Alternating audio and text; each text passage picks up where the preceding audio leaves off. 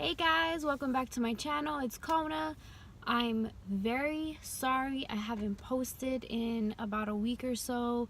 I've been in Mexico for the past week and I really haven't had time between the busy schedule to really make a video and be able to post it. But although I did take videos of everywhere that I went, so I will be putting together a video of all the scenery and all the activities that I did do. So please be sure to check for that. It will be uploaded soon. But today I really wanted to talk about something that going on this trip really made me realize. And I did a lot of things that were out of my comfort zone in this vacation.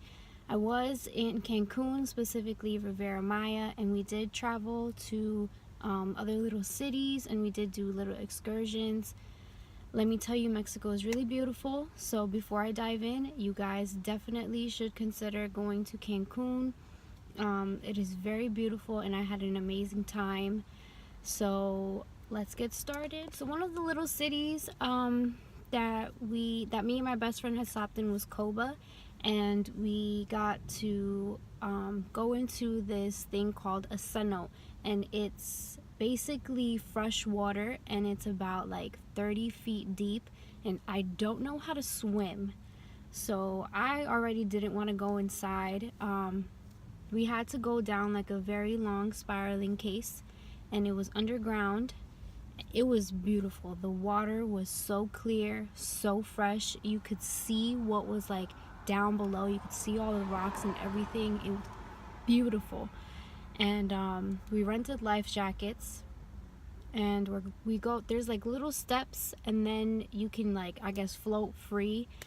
But I don't know how to swim, and I was basically holding on to the railings, the wooden railings that were on each side, and my best friend was like, come on, just come out, you're wearing a life vest, you're just gonna float.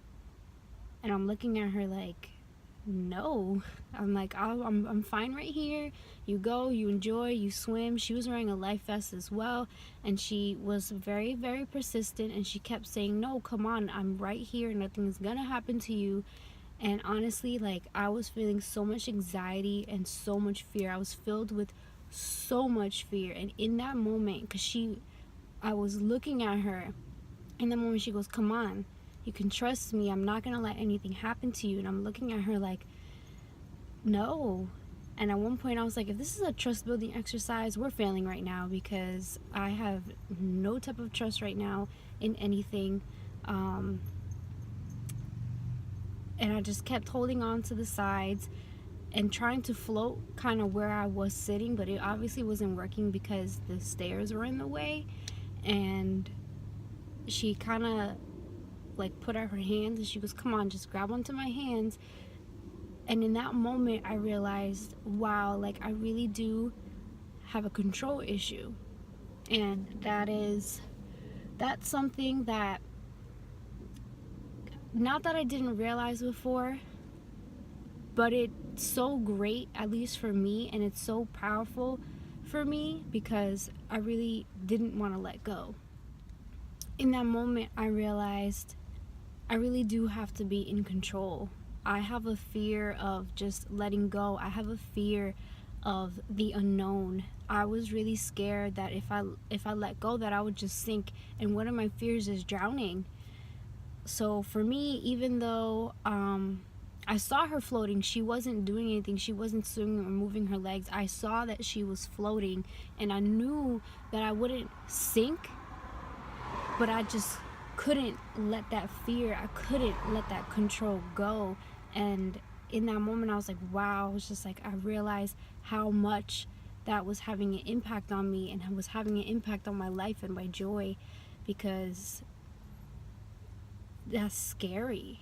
It really is scary to give up control, and that's something that I clearly have an issue with, and it's something that is holding on to my life. I am sad to say that I didn't really conquer it when I was there. I did let go, and I did grab her hands for 8 seconds, and she did pull me out a little bit, and then once she did, I was like, getting anxiety. I was like, oh my god, come on, like, get me back to the stairs. I was freaking out, and in that freaking out, I could feel myself kind of dropping because I was tensed up, and I was trying to stay afloat and not just letting go. So that kind of made it a lot worse for me.